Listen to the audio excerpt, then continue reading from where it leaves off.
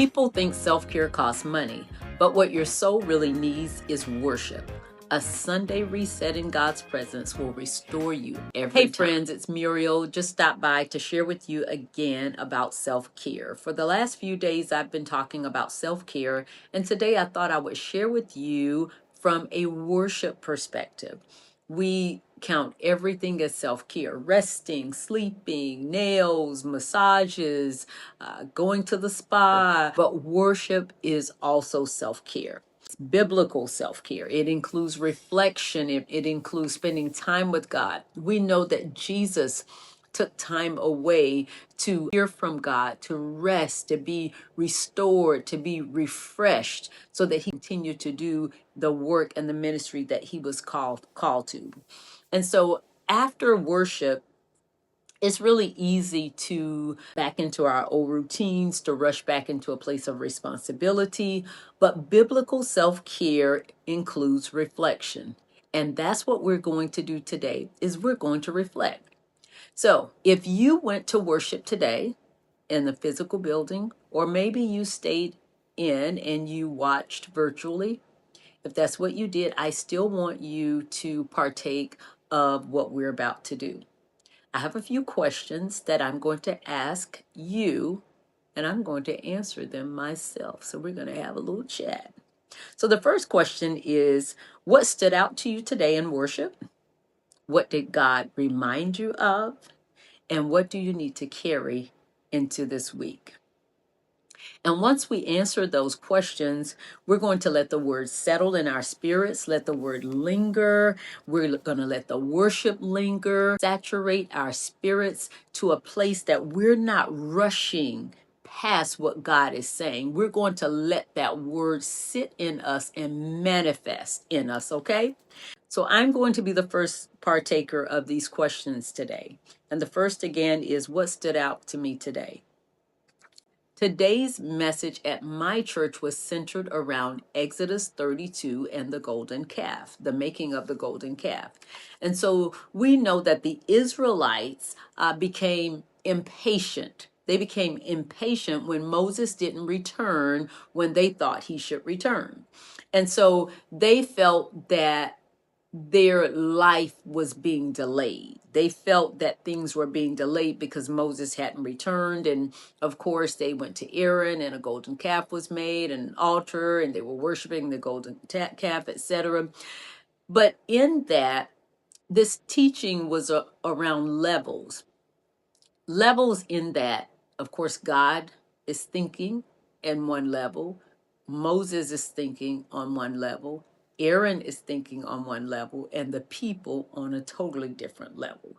And that's what led to this golden calf, because they couldn't see beyond what they wanted. They couldn't wait. They were impatient. They couldn't wait for what God was going to do. Our spirits to a place that we're not rushing past what God is saying. We're going to let that word sit in us and manifest in us, okay? So I'm going to be the first partaker of these questions today.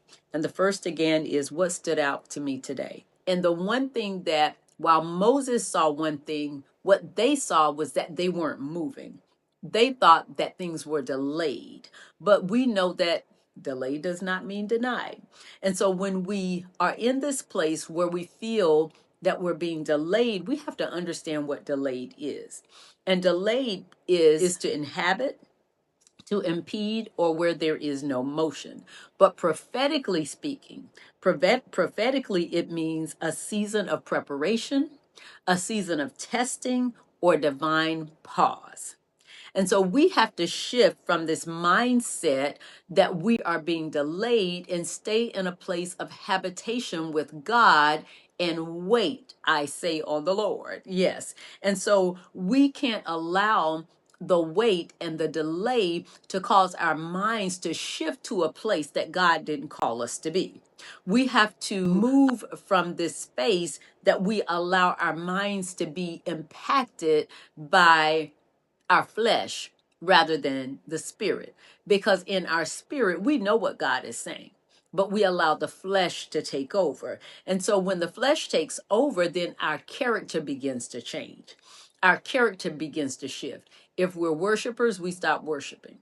If we're servers, we stop serving. If we're givers, we stop giving. If we're preachers, we stop preaching. If whatever it is, if we love on people, we stop loving on people. We allow what we're going through to infect, if you will, our spirit, and then we begin to change. And so that's what stood out to me today. But what did God remind me of? In this message, God reminded me that sometimes I can be a little impatient. Really? Okay, I can be a lot impatient. He also reminded me that while I'm waiting, that I have to do my part. It's not enough to wait for God to do his part. It's not enough to pray and to seek God, but I have to do my part.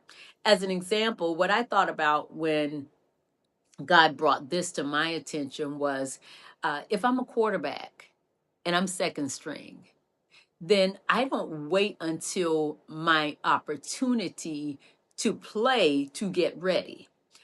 I'm getting ready in the off season. I'm practicing during season when I'm not playing. I'm practicing with everybody else. I know the plays. I know everything. I'm planning. I'm getting my body condition. I'm eating right. My mind is right for the game. And when my number is called, then I'm ready to launch out because I've been in this place of preparation the entire time. And when I'm in this place of preparation and I'm allowing God to deal with me, quarterback, he's allowing the coach to deal with him. He's learning from the other team. He's working with everyone and getting himself ready for the day when his number is called. And so we have to be in that place, not be moved by delay, not be moved because God isn't moving in the time frame that we think that he needs to move. So that's what God reminded me of today. Also, he reminded me to don't rush, just sit and wait, but do my part while I wait. What do I need to carry into this week? I need to carry this reminder to stay in sync with God, to stay in sync with God, to create a habitation for him, to wait for him. That whatever I'm seeking him for, whatever I'm believing God for, to wait, to prepare myself and to wait. So I'm going to let this word settle in my spirit today. I'm going to let this word become a part of the fabric of my being. And the way that I'm going to do that is I'm going to read over the scriptures. I'm going to read over my notes and I'm going to meditate on this throughout the week. I'm going to let the worship linger. We had some really good worship today. I play my worship music all the time. So I'm going to let that worship linger so that my spirit can continue to be revived and restored and I can be reminded to wait. The other thing I'm going to do is not rush this process, not rush past what God planted in my spirit today. Even before the word went forth, I'd already cried all my makeup off. It looks like I'm wearing some makeup, but I'd already cried. The worship was really good, and God was really dealing with me. Not about anybody else, but God was dealing with me. Even before God began to deal with me, I was just in a place where I was loving on God, where I was reminding him of how much he means to me and thanking him for who he is, not for what he's done, but I kept telling him in the worship experience of who he is. I thanked him for being my redeemer. I thanked him for being my salvation. I thanked him for being my provider. I thanked him that he is Ruach Elohim. I thanked him that he is Jehovah Shalom. He's Jehovah Sabaoth. He is Jehovah Nisi, my banner, my victor. I thanked him that he promised to never leave me nor forsake me. I thanked him that he said he would fight my every battle, but that I only need to stand still. I was just in a place of thanksgiving and gratefulness. And after that, then God began to talk to me about me. And so, I had to receive the rebuke. I had to receive the rebuke, and I'm going to sit with what God is saying to me so that I can make the necessary changes and improvement in my life. I want to grow in God. I don't want to be in the same place today, this time next year. I don't want to be in this place uh, in this time March. I want to be in a different place. So that was just a few minutes of reflection from today's message. I kind of got off track there, but that's okay. The goal is that we practice good self care. And so worship is self care. Getting to the house of God, worshiping with like minded believers, hearing the word, restoring your soul is worship. It is self care. And so that is how I practice self care on Sundays, is to get to the house of the Lord, be restored, be refreshed, be rejuvenated so that I can fight every battle that comes my way. So my encouragement for you today is to continue to get your rest, take care of yourself, do your self-care, but also be in a place of reflection and move forward with intention.